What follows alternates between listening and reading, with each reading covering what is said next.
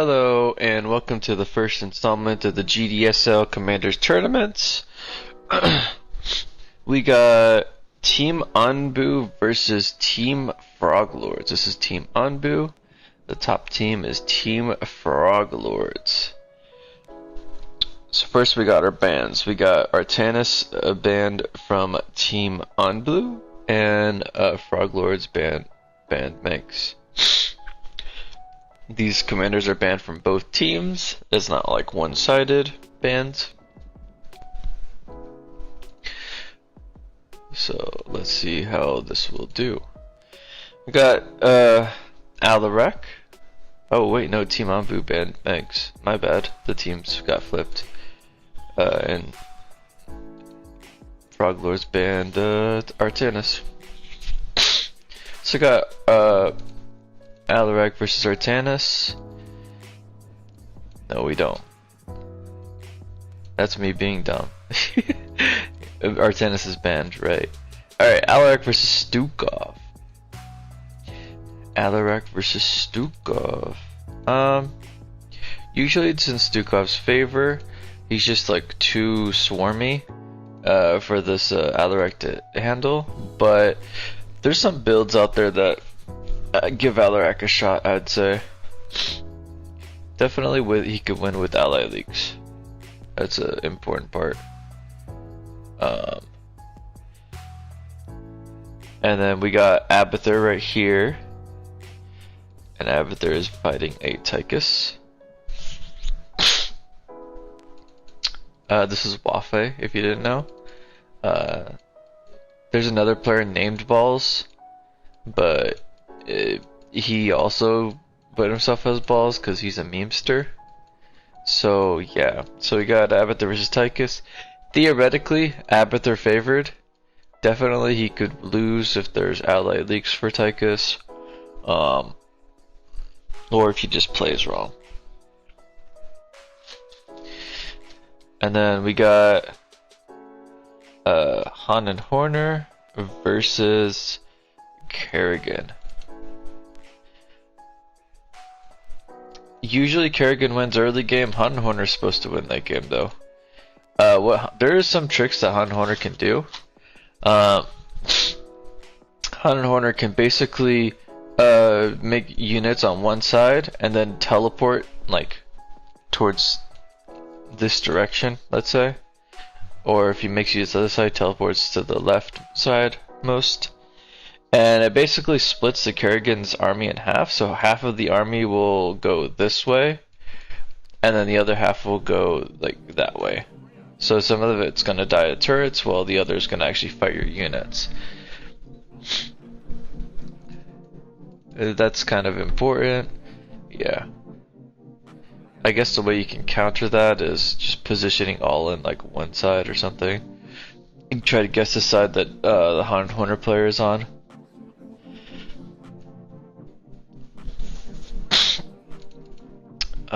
Anyways, what do I think of these comps? This is a very stack-focused comp. We got Abathur Alarek, which is really good stacking Wrathwalkers with Swarmhosts. That's a age-old classic combo. Han and Horner is there to provide also stacking power and also air supremacy.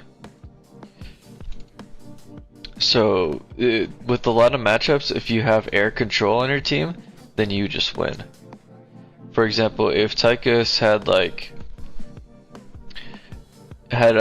ally Han Horner leaks, like he leaked 3 Deimos Vikings into Tychus's wave or whatever, that helped out Tychus. Tychus could suddenly just beat a Nova, theoretically. So that's like one of the power of Viking style units and air units in general, because if you grab air, then you just turn a lot of these matchups like really well, and especially in the late game. But the downside is that they have low tempo usually. But again, we got Alarek, Abathur, and Han Horner. This is a very stack heavy comp. We could probably see I think they're going to lose their early game. but they could definitely, if they focus right and they do things right, they could definitely stack up and just wipe out the enemies.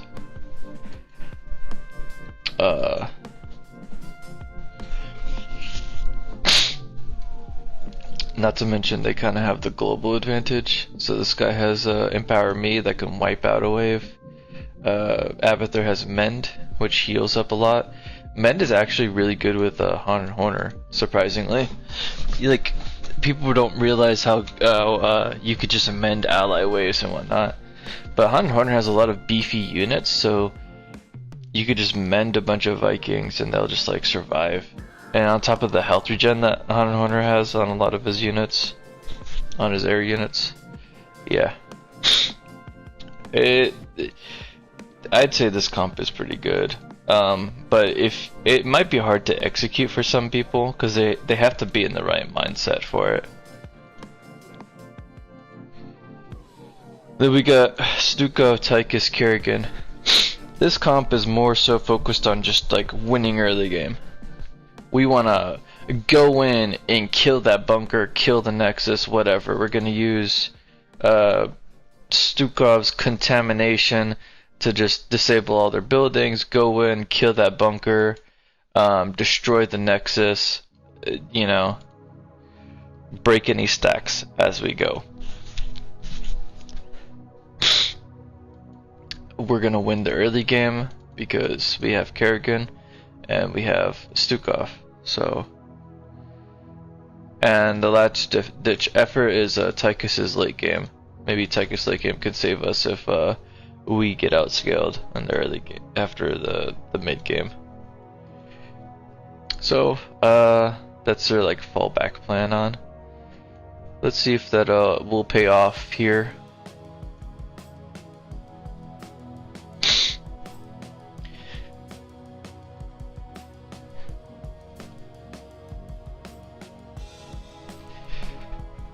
Oh, sorry if you hear any like random like noises. It might be me muting my mic, and it makes a noise every time I mute my mic. But I sneeze every once in a while, and I don't want you guys to be hearing all that stuff. So that's why I mute my mic. I've been having allergy problems.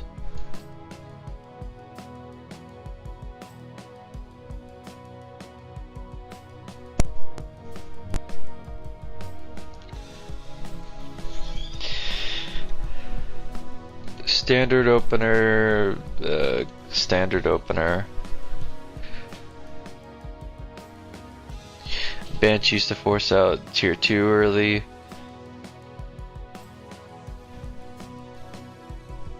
I mean, Alaric could probably want to go tier 2 anyways early because of the heals that they get.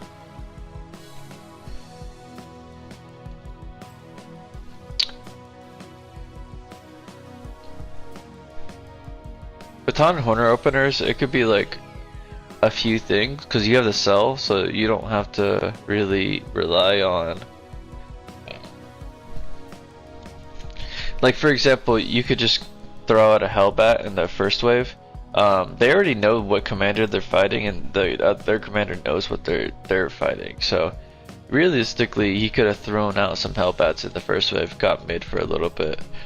If this were like a regular game where we don't know our picks, then maybe it is worth it to save and hide or whatever your commander. Especially on Horner because he's a late game commander, mostly. But like race and stuff like that, that's one good opener I would say. Another good opener might be like Galleon. If you're just trying to probe the enemy. Wraith is good because it's an invisible unit. It detects, or not detects, but it's an invisible unit and it forces detection. Galleon is a good opener because it's like similar to Stukov Banshees in the way that it outranges Bunker. So you can go Galleon first if you want, but usually it doesn't work out because the enemies have a lot of like really high HP structures that the Galleons can't get through anyways. But it's still worth noting.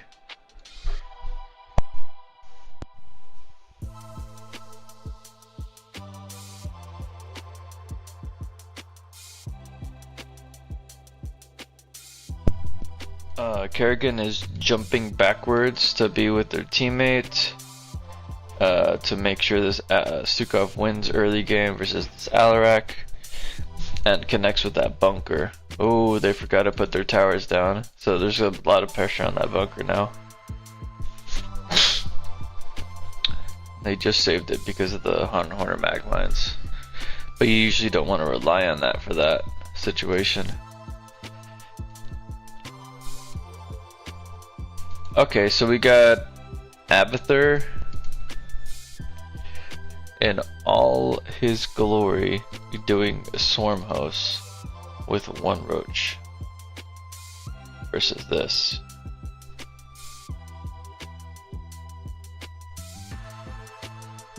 He was like, I'm not even gonna contest my early game, I'm just gonna play for the stacking. Okay, but how are you gonna stack when you have no front line?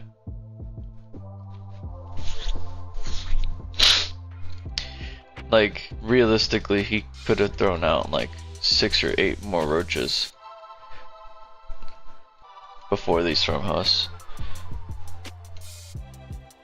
Usually, Mass Roach wins against the first 2 outlaws of Tychus. Usually.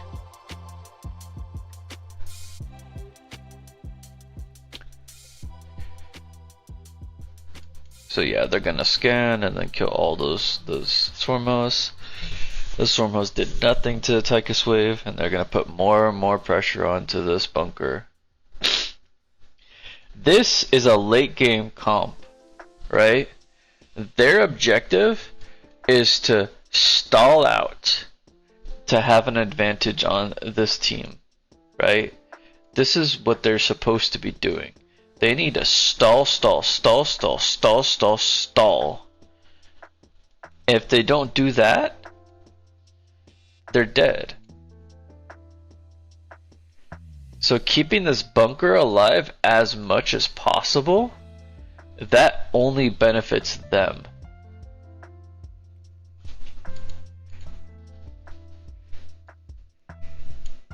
So throwing away your early game as Abathur, that's a very questionable decision, in my opinion.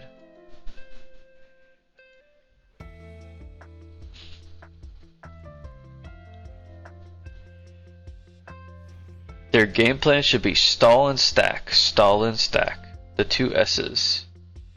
Stall and stack.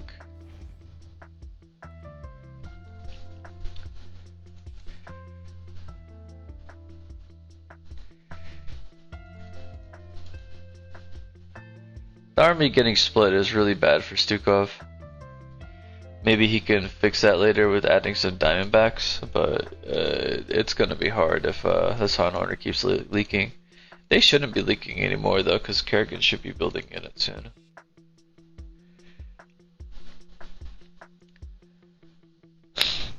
Yeah, Tychus' army got split too. Ultimately, it probably doesn't matter because, again, he has no units to kill his units. Like, you can't just rely on 3 swarm hosts to kill all this.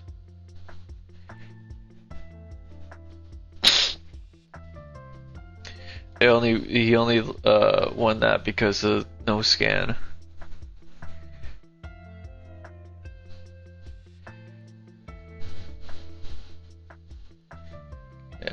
Taco's gonna clean up. Shamed is doing a pretty good build, I would say. Vanquish is also doing a good build. Destroyers are good.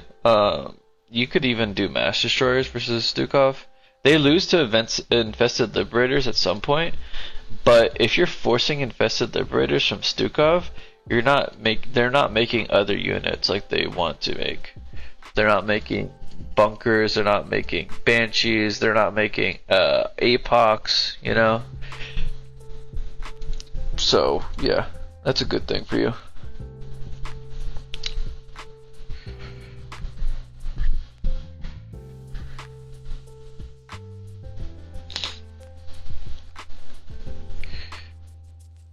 Oh, and the reason why Infested Liberators are kind of bad is because what are they gonna do to this Avatar wave? I mean, now he made a Guardian, but if he only made like ground units, they're just gonna fly over and do nothing.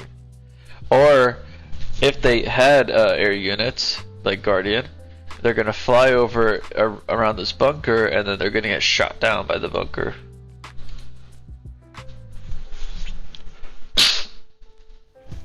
I don't like this this Guardian, this early Guardian build. It's way too early for this. Your objective is to stall the game, so now you wasted 450 minerals to go tier 3, and you made a Guardian, and you biomassed it, which means you can't even biomass a Swarm Host, which is infinitely better. Biomass Swarm Host, they're cancer for Tychus to deal with. Biomass Guardian, whatever. They'll just shoot him down.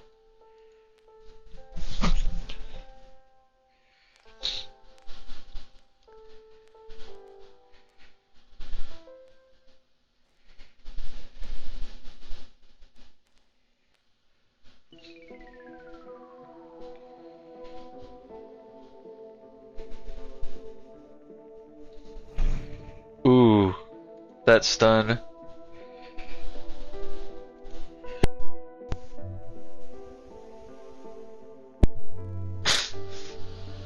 He just straight up stunned.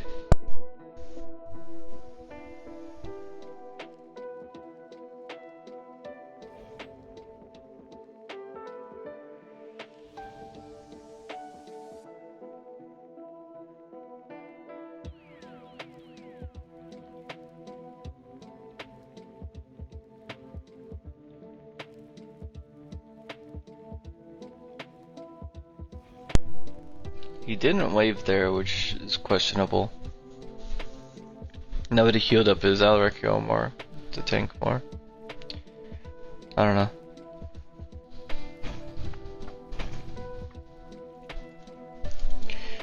The Guardian got mind controlled and killed 2 Swarm Hosts.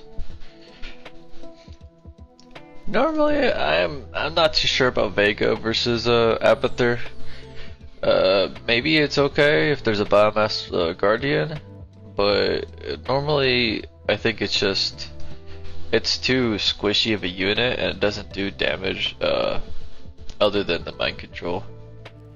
Like you could be using Sirius that has like the AA missiles and do very similar results, and it'll also give you more detection like Vega would. But it would also give you more AoE AA options, and possibly AoE if you get the detonation upgrade.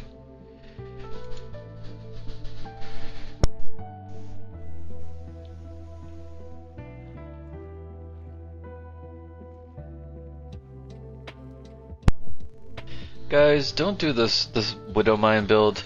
Like, just stop it. They're bad. They're a bad unit. Just stay away from them. Rarely used, or very rarely used. If you're gonna make Widow Mines, you want to make them in Galleon production.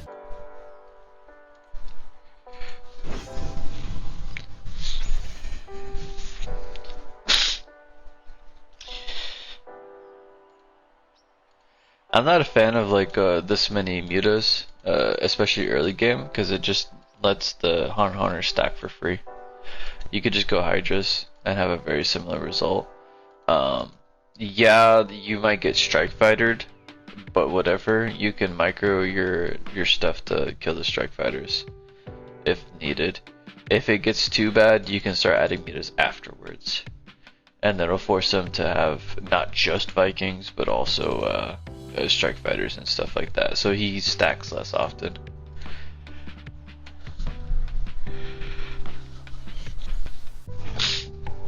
Ooh, this is rough for the Stuka player, having 3 Vikings leaked into him. 4 Vikings. But they didn't scan, so... What is this?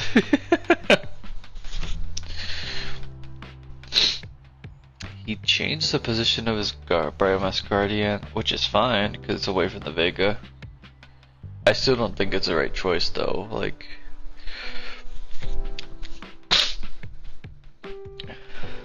you have no frontline. Guardians only benefit from frontline, and Swarmhosts love frontline because it gives them time to actually deploy their locust instead of being shot at instantly. You need more frontline, man.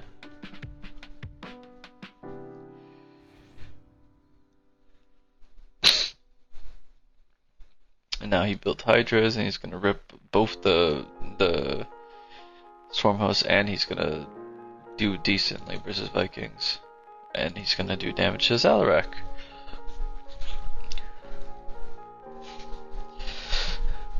Seeing if it's the Liberator come out, probably not the right play. If you know that you're getting Viking leaks into you, probably just go more ground. At this point, you probably can go more bunkers or even rush to Apox if you need to. He probably doesn't want to rush to Apox because he's afraid of a stack coming, which is understandable.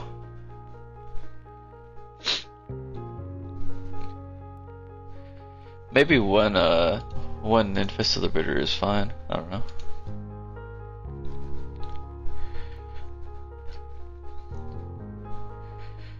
I mean, again, this build's only winning because his allies are leaking into him.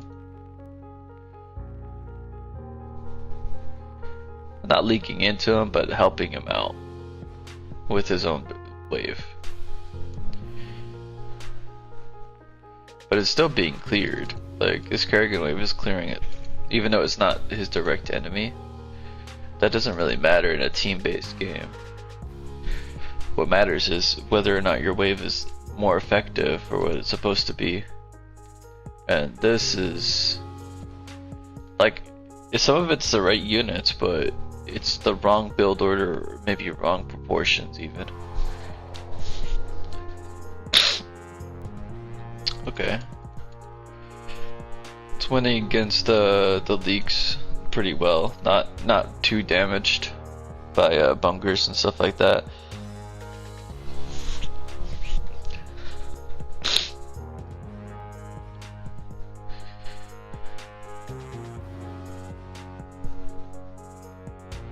Maybe at this point the Han Horner player can go SBCs. It'll be better versus this Tychus wave, and it would be decent versus Kerrigan.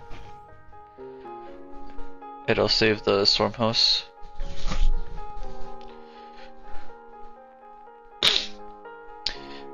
Even like Galleons would be okay.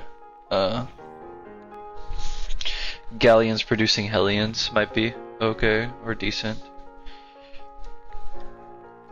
Because the tar oil.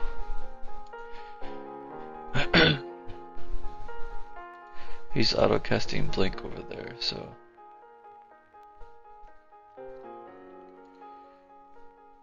Don't be afraid to auto cast if you're in a tournament. I mean, you don't auto cast every ability, but you pick and choose which abilities to auto cast. I think auto cast Blink is fine sometimes. Like this is completely fine. You just have to know when to auto cast and when not to. There's the SBC, but that's the call down SBC. He really wants to get more of the. Just sell all of his Vikings for SBCs, in my opinion. Yeah. So when I said earlier that their game plan is to stall, like, this is too much. They even went tier 3 at the same time. He went tier 3 just for the global. That's not that worth it. And he went tier 3 to get Wrathwalkers. Wrathwalkers are not that great versus Stukov, guys. I mean, he's dealing with Kerrigan Lakes, which they're not even that great versus Kerrigan either. Are we sure we want Wrathwalkers? Like, you have access to Empower Me now, but you could have got a Mothership instead of Wrathwalkers. We'll see.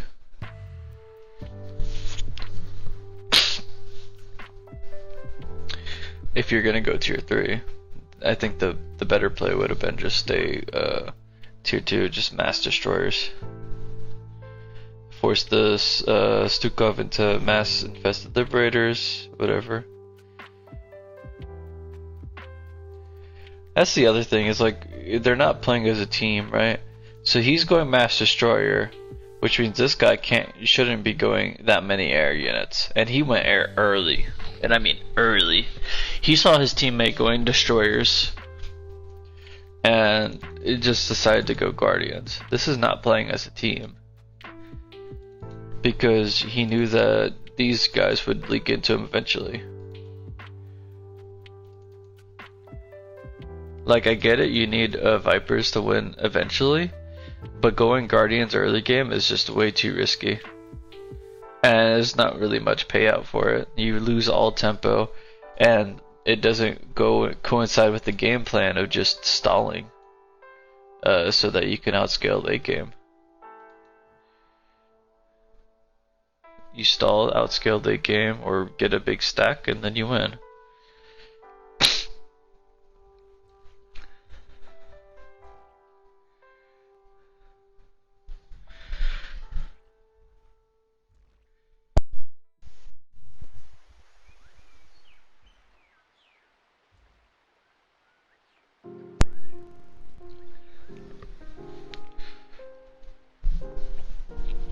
So yeah, they're gonna get dumpstered now. They have no units that can kill the Tychus units because they built Vikings, which don't do damage to Tychus units, and Swarm Hosts, which also don't do damage to Tychus units. So the Viking Swarm Host like combination is not gonna overcome whatever Tychus units are gonna be there. In this build, you probably should have went like way more roaches in the early game. Forget the late game. Forget the air until the late game, I should say. Like at this point, you probably should have been buying 2 Vipers, but like before then, probably not, and probably not these Guardians.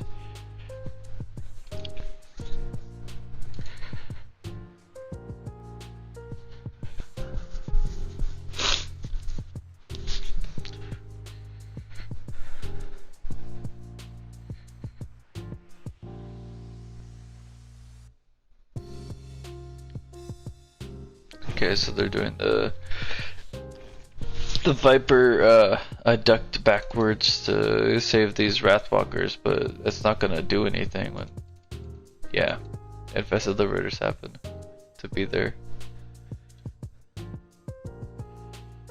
Like, if you really want to do something, you would change one of these Guardians into a Leviathan. You'd probably morph it into a Leviathan. That's the best you could do at this point. Tier 3 Galleons. This is better than what it was. This is better than what the other option was, which she was doing. But I still think you could have went like SBCs.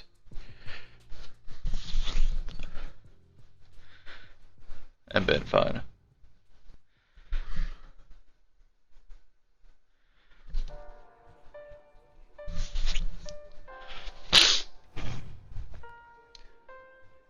Even SBCs would help out with this wave because of their high base armor. Oh, there's that Leviathan that I told you about.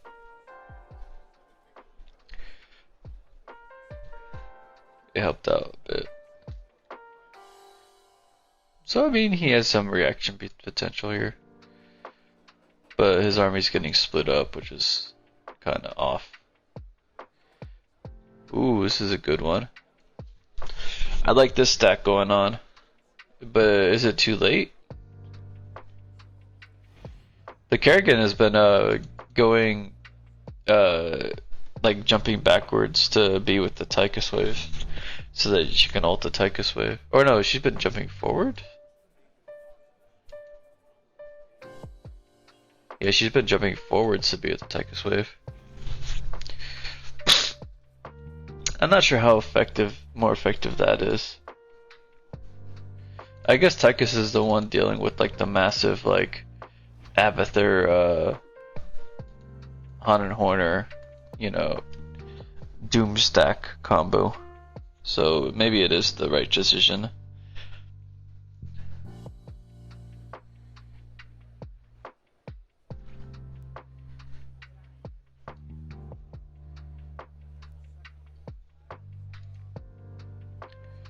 Widow Mine's production is probably a no-no.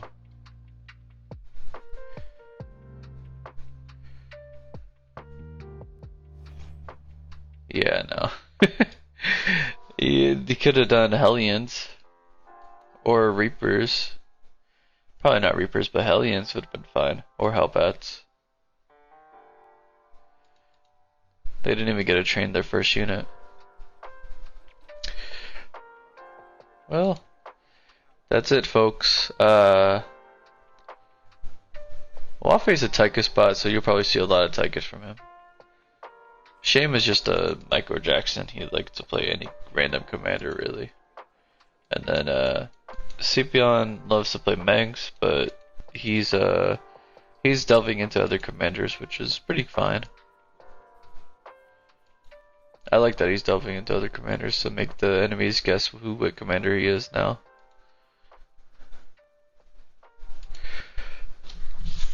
But yeah, good job top team on that first win.